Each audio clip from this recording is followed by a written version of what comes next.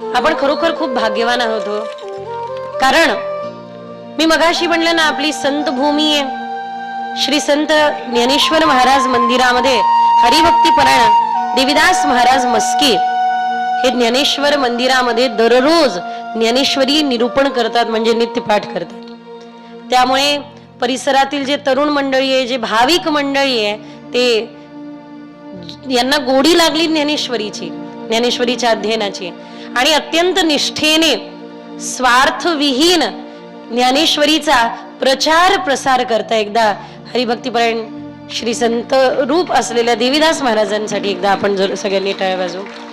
त्यानंतर खरोखर या भूमीला स्वर्गप्राप्ती ज्यांनी करून दिली, या भूमीला विशेष अशा प्रकारचा सुगंध ज्यांनी प्राप्त करून दिला, ते म्हणजे देवगड.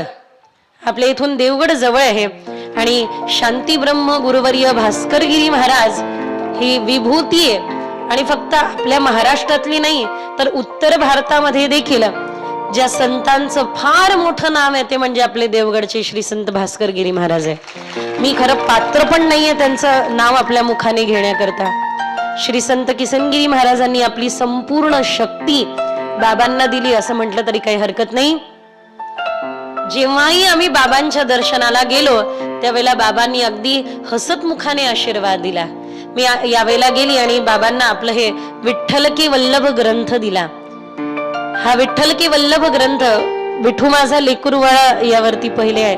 हा विठ्ठल की वल्लभ ग्रंथामध्ये आपल्या संपूर्ण वारकरी संतांचं चरित्र हिंदीमध्ये आणि अभंग.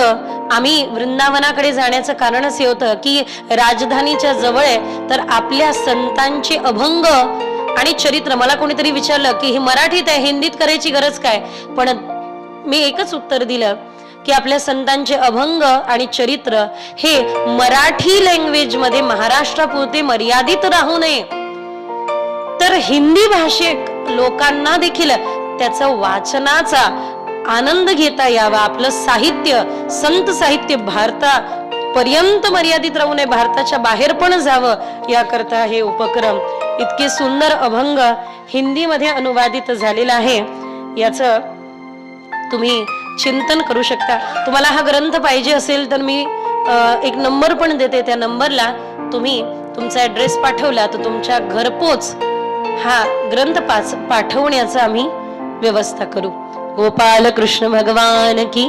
तर बाबांना ज्या वेळेला ग्रंथ दिला, बाबांना म्हटलं बाबा संतांचे आपले असेच आशीर्वाद राहू द्या. बाबा म्हटले देवाचा आशीर्वाद तुमच्या पाठीशी आहे, आणि ते वचन सत्य व्हायला वेळ लागत नाही.